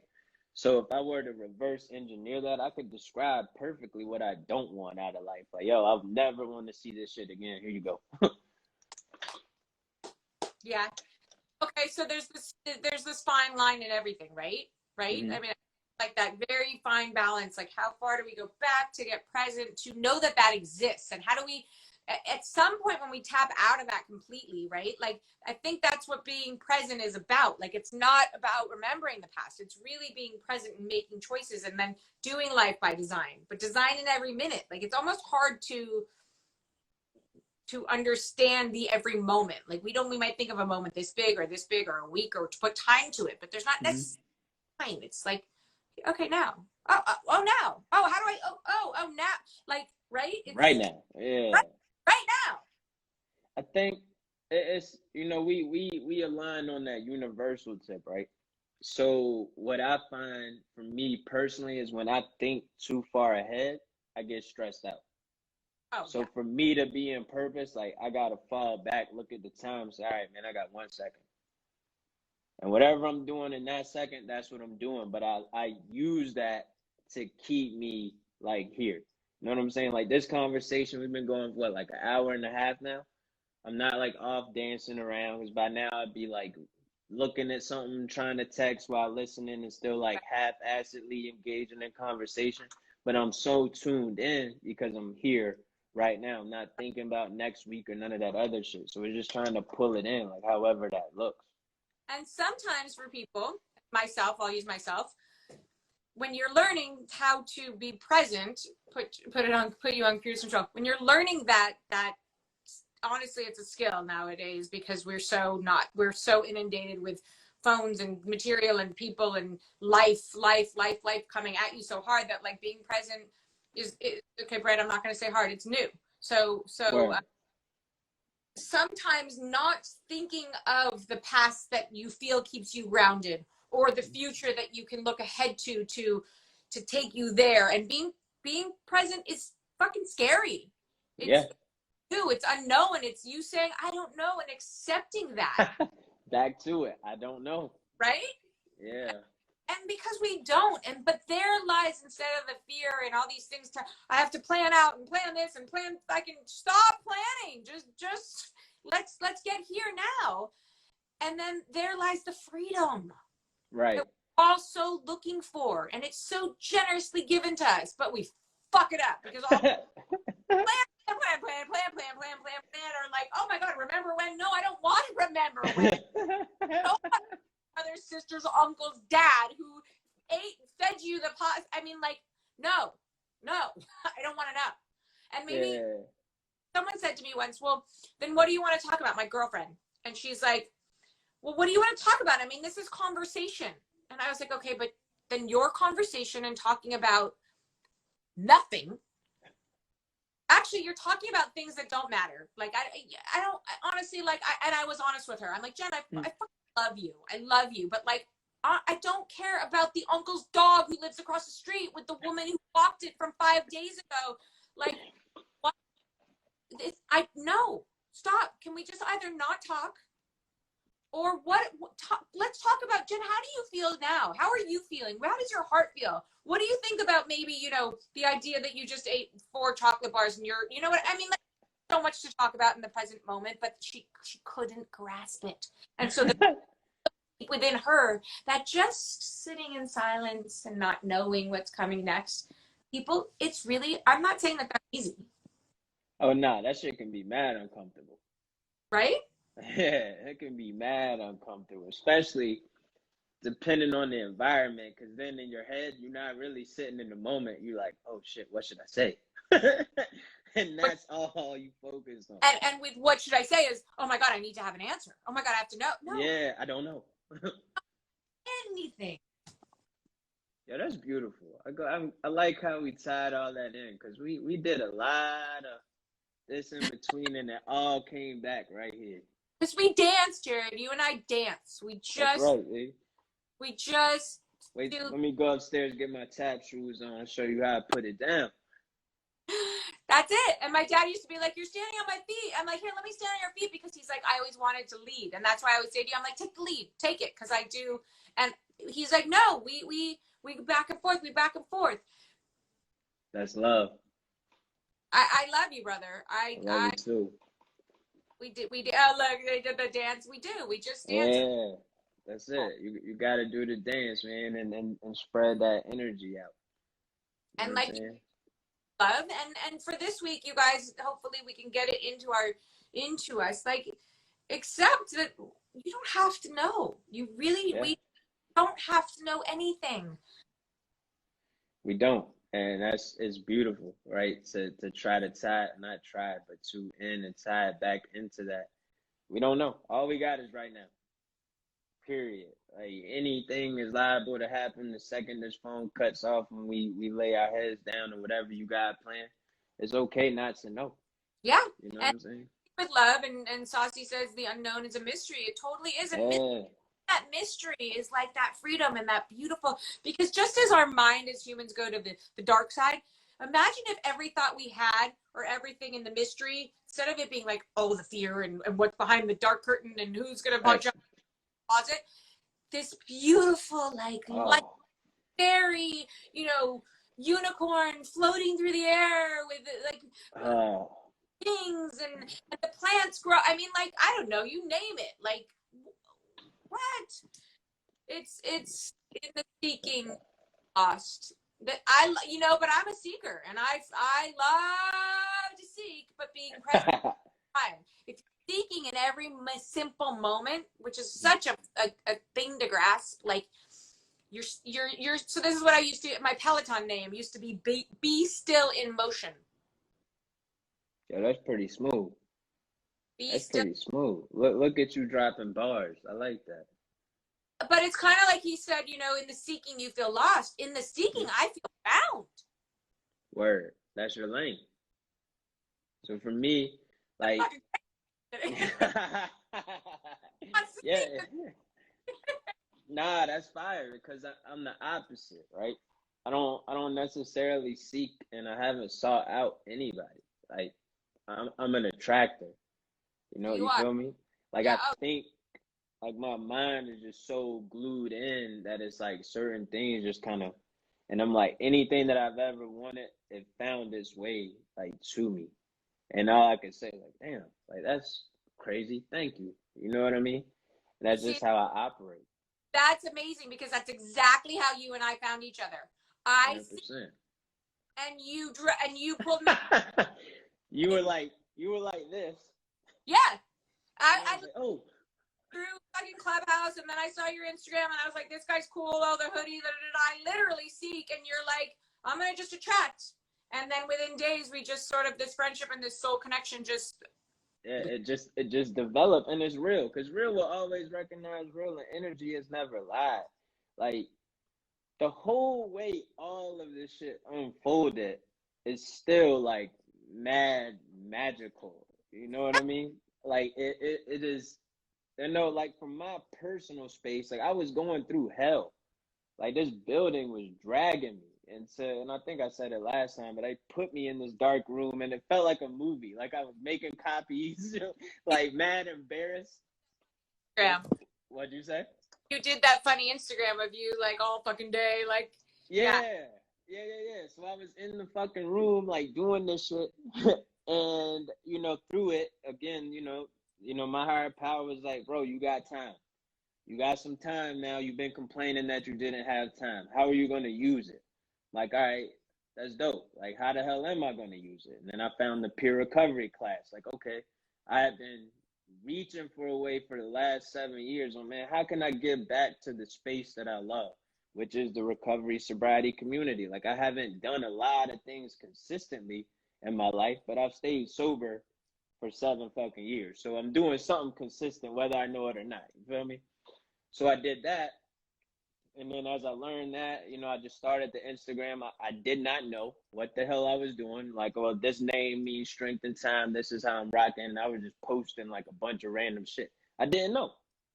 But I was just figuring it out. And to even have Clubhouse, the only reason like I ended up connecting with you is even crazier because I started a room on there randomly one night. And I didn't know if anybody was going to show up. I just thought I was going to be in there, like, talking to myself, like, just trying to play with it. And my homegirl, Natalie, jumped in there. She was like, oh, if you want to run rooms, like, I got this club, connect with the Sobriety Clubhouse and you can run rooms. And I'm like, okay, bet. So all of that, like, literally started from the bullshit at work to that. And it was just kind of piece by piece by piece by piece, just slowly the universe starting to pull it in all together. Now, like, even with growing this outreach process, it's like, yo, I don't know where this ends, but I'll show up.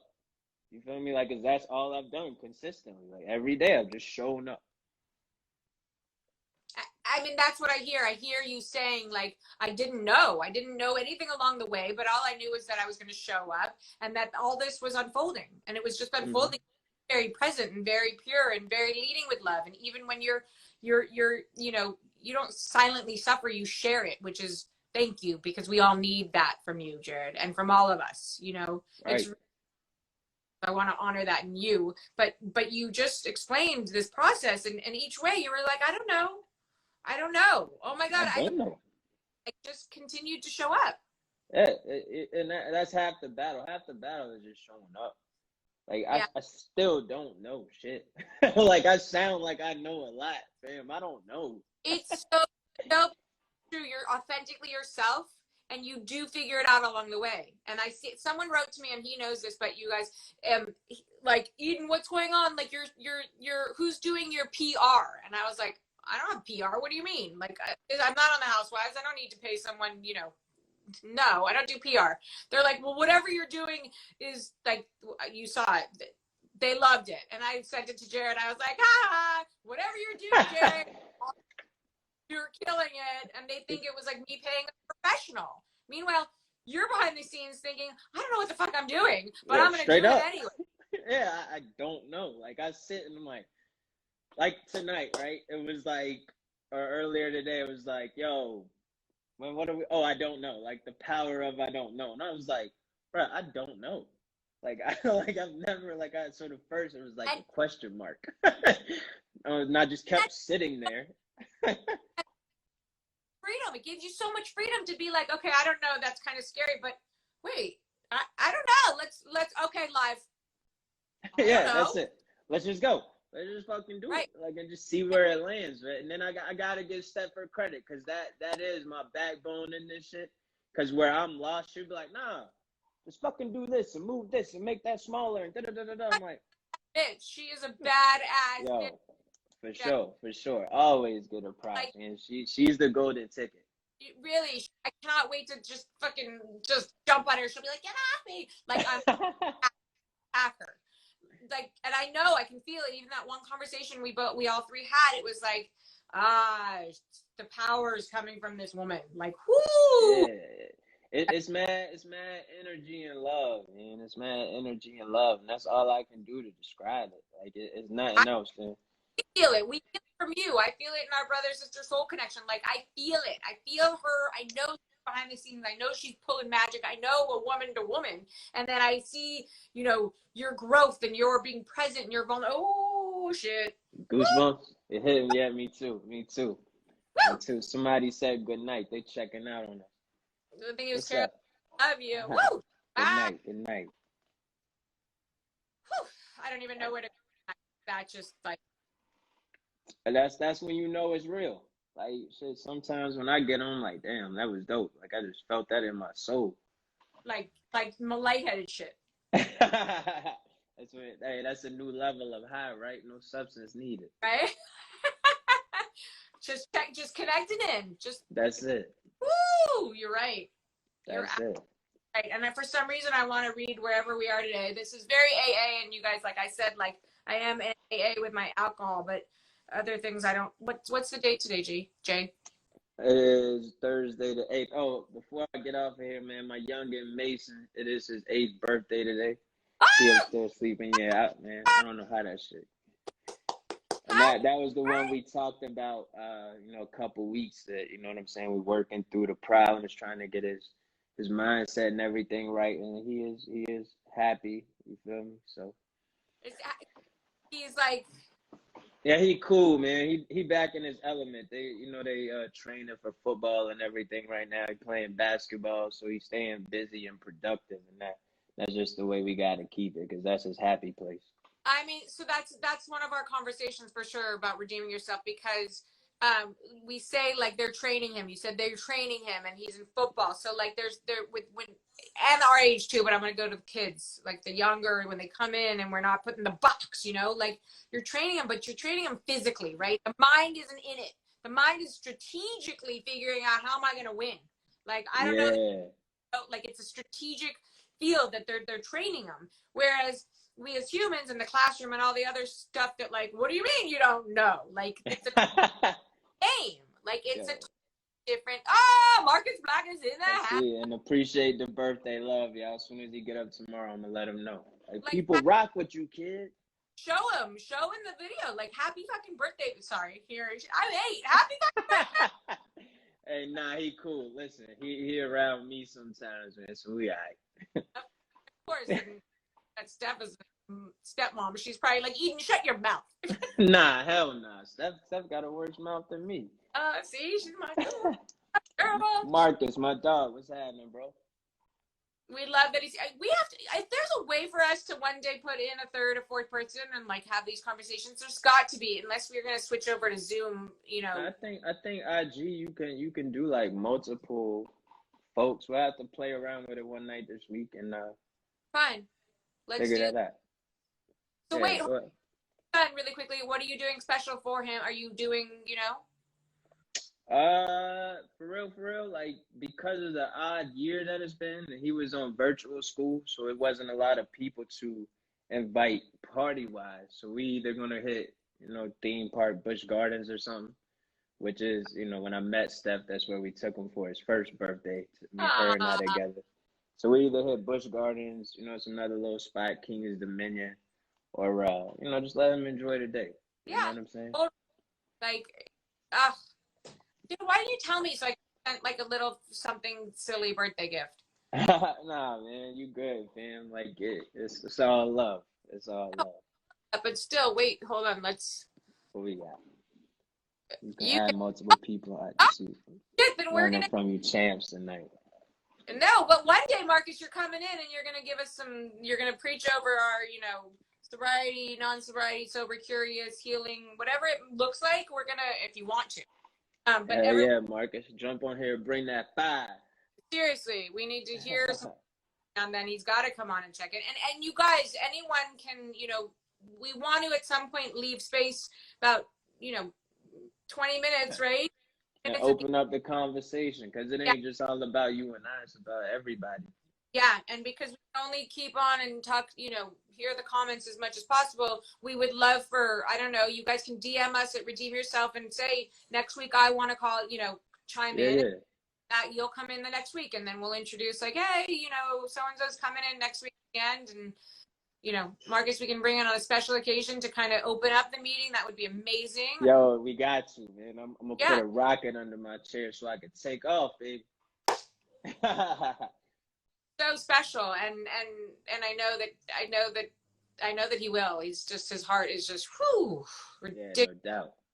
100%. And I love doing this with you, and we both are we want people to join in. We want you to call. We want to give you 15 minutes of sharing, and yes, you can go back to your past and fill us in on your story a little, but then get present, be present we'll set you up for like with leading with love, and you don't know, and you don't have to know, and come talk.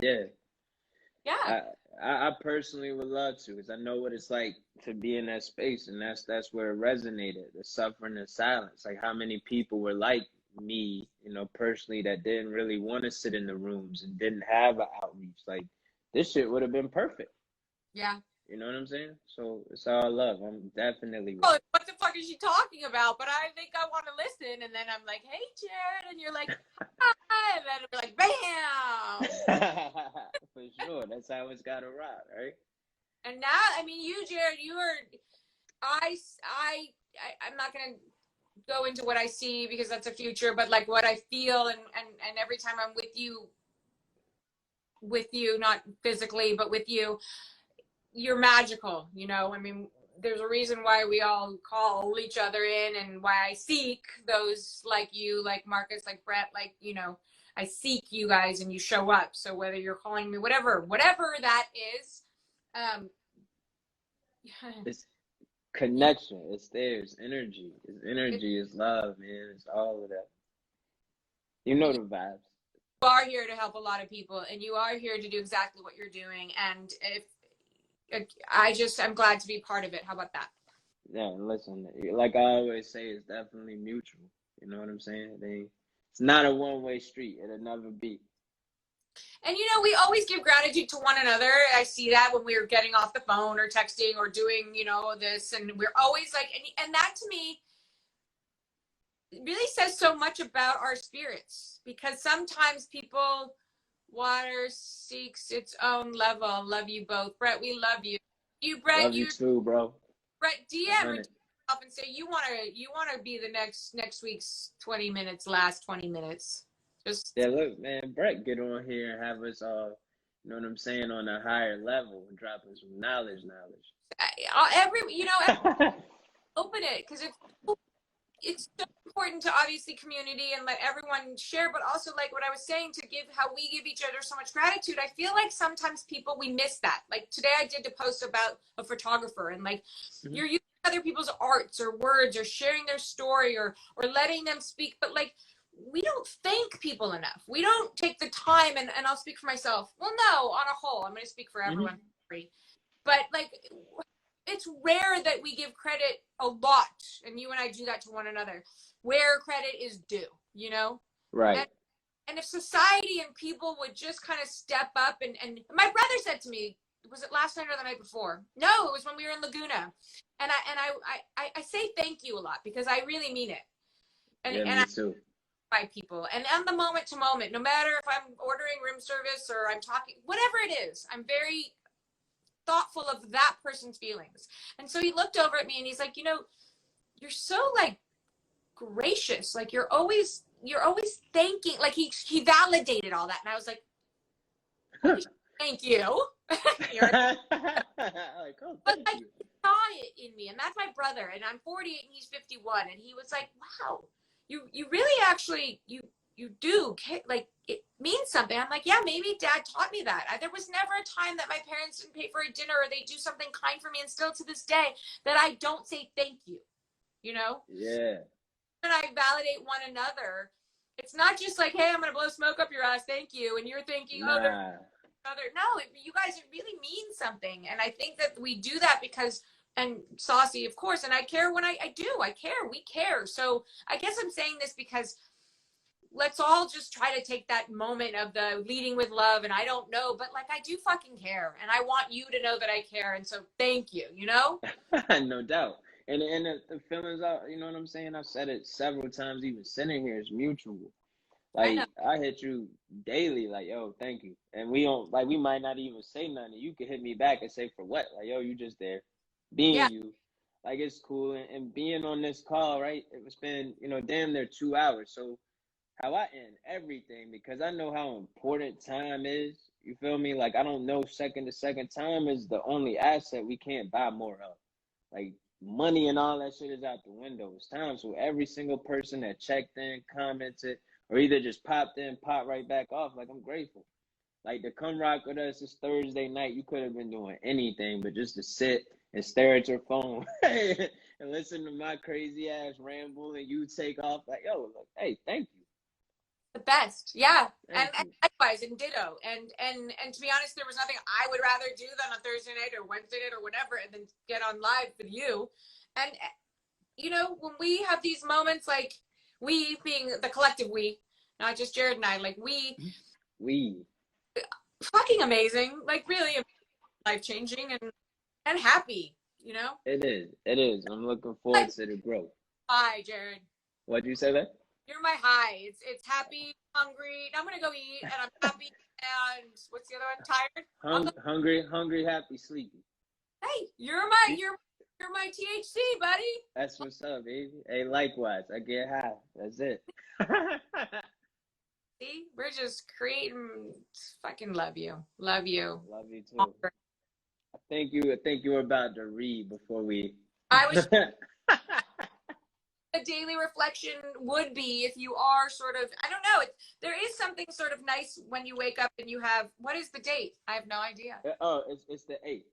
That's how we got on the other path. I said it was the 8th, then I said happy birthday, and then all right, there we go. July 8th. That was me remembering your son's birthday. This is actually really interesting, because I said, we were talking, obviously, power of I don't know. And I said, in that I don't know is where we find freedom. And I didn't know that this was today's daily reflection. July 8th, an ever-growing freedom. The 7th step is change in our attitude, which permits, with humility as our guide, to move out from ourselves toward others and toward God. God being whatever it is that God means to you, I think. When I finally asked God to remove those things blocking me from him or her, and the sunlight of the Spirit, blocking him from him and the sunlight of the Spirit, I embarked on a journey more glorious than I ever imagined. I experienced a freedom from those characteristics that had me wrapped up in myself. Because of this humbling step, I feel clean. I am especially aware of this step because I'm now able to be useful to God and to my fellows. I know that he has granted me the strength to do his bidding, right? Bidding.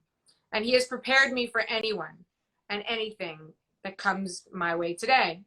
I am in his hands, and I give thanks for the joy that I can be useful today, because I don't know. Look, that was damn near perfect. I mean, I was, it didn't end with I don't know, but the truth is, It felt right. I don't know. I don't know. Well, I do know. I do. But what I do know is that this was amazing, and I am grateful to share this space with you, and I'm grateful again to everybody that tuned in to listen to our crazy selves talking real things. And this was amazing, and for that I am extremely grateful. Ditto. More than she could ever say in the movie Ghost. Ditto. So much. You always take it back to these movies. I don't know what current movie have you seen? I'm not even a movie freak, but like I don't know. All right, I'm gonna get you to watch something. I'm gonna watch Real Housewives, and you gonna watch a movie. Oh shit! Okay, fine. Word. Bet. You do have to go back and watch Fast Times in Ridgemont High. Stephanie, check him on Fast that. Times in Ridgemont High. See, I got you. I wrote it down. I'm gonna check that out, and I'm gonna watch 8 episodes. You said season 7? Season 7 started like episode 5 because you don't want to go first like 5 episodes of fucking drama. Got you. Episode 5, season 7. Take your breaths and know that it's just. Yo, if I call you like, yo, she did that shit to you, I'm on the way. I'll be like, no doubt. I love you. I love you too. A movie. We'll talk about a book. We'll pick a movie. You guys throw out topics. We just hit the DMs. This is a open space for conversation as we continue to navigate this. This isn't a two-way street. This is an involvement. That you want to start? I hear plant some more love and life. We love you, Saucy. Saucy, maybe you have a conversation for another week that you want to kind of jump in and you want to lead, and then Jarrod and I will take it, and then we'll come back around and we can open this conversation, you guys, and we're happy to, because that's what life is about, 100%. 100%. Thank you. I'm gonna get it done before the next live. I promise. No, I like it. I think it's awesome. I'll wash my weave. My brother's like, "Can you come have lunch with Mom and I tomorrow?" I'm like, "Fuck no, I gotta go wash this weave." He goes, "But it's weave washing day." I'm like, "Yeah." I love it. Yeah. Look, we could go rambling on for another hour or two, so we might as well go ahead and. Much love, lady. Hit me tomorrow. Good night, everyone. Good night, y'all. Love you.